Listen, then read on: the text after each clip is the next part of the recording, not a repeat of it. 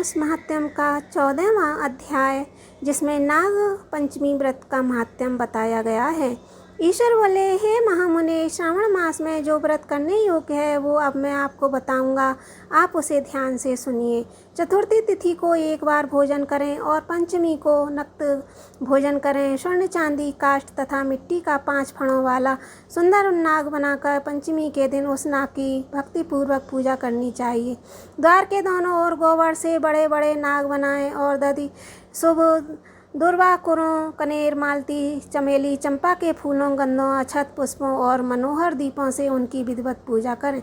इस प्रकार ब्राह्मणों को घृत, मोदक और खीर का भोजन कराएं। इसके बाद अनंत वासुकी, शेष, पद्मनाभ, कंबल, कौटक अधिपतियों को तथा इनकी माता कद्रु को भी हल्दी और चंदन से दीवार पर लिखित फूलों आदि से इनकी पूजा करें।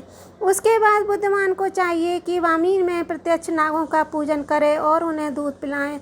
घृत तथा शर्करा मिश्रित पर्याप्त दूध उन्हें अर्पित करें। उस दिन व्यक्ति लोहे के पात्र में पूड़ी आदि न बनाए। नैवेद्य के लिए गोधूम पायस भक्तिपूर्वक अर्पण करे। भुने हुए चने, धान, कलावा तथा जौ सर्पों को अर्पित करना चाहिए। स्वयं भी ग्रहण करना चाहिए, बच्चों को भी खिलाना चाहिए, इससे उनके दांत मजबूत होते हैं। सांप की वामी के पास श्रृंगार युक्त स्त्रियों को गायन वादन करना चाहिए और इस दिन को उत्सव की तरह मनाना चाहिए। इस विधि से व्रत करने पर सर्प से कभी भी भय नहीं होता है।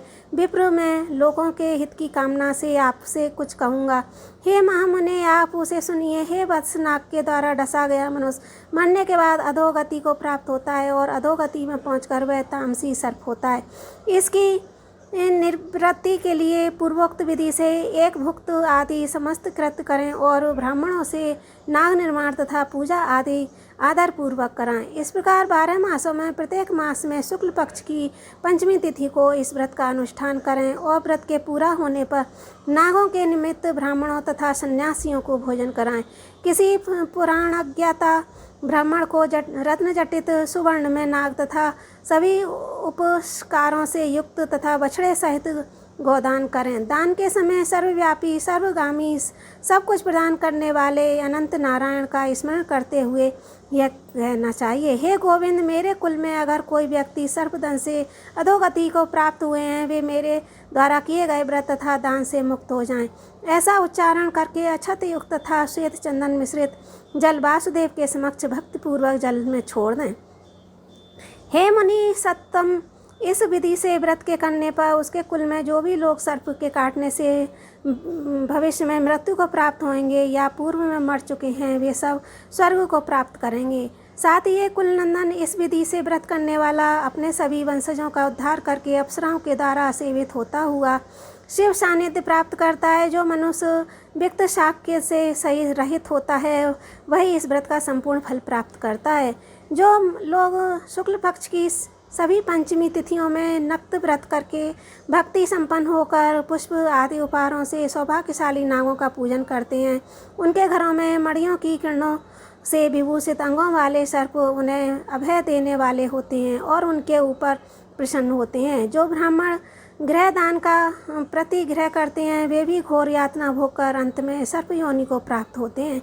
हे मुने सत्तम, जो कोई भी मनुष्य नाग हत्या के कारण इस लोक में मृत संतानों वाले तथा पुत्रहीन वाले होते हैं और जो कोई मनुष्य स्त्रियों के प्रति कार्पण्य के कारण सर्प योनि में जाते हैं, कुछ लोग धरोहर रखकर उसे स्वयं ग्रहण कर लेते हैं अथवा मिथ्या भाषण के कारण सर्प होते हैं और अन्य कारणों से भी जो मनुष्य सर्प योनि में जाते हैं, उन सभी के प्रायश्चित के लिए यह उत्तम उपाय बताया गया है।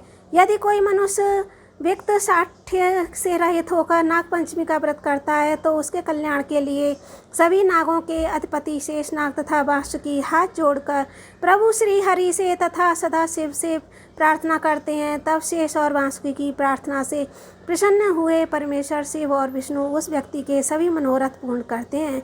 वे नागलोक में अनेक प्रकार के विपुल सुखों का उपभोग करके बाद में उत्तम वैकुंठ तथा कैलाश में जाकर शिव और विष्णु का गण बनकर परम सुख प्राप्त करते हैं।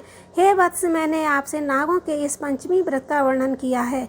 इसके बाद आप अन्य कौन सा व्रत सुनाना चाहते हैं उसे बताइए। इस प्रकार से यह श्रावण मास महात्म्य का नागपंचमी व्रत का 14वां अध्याय संपूर्ण हुआ। ओम नमः शिवाय।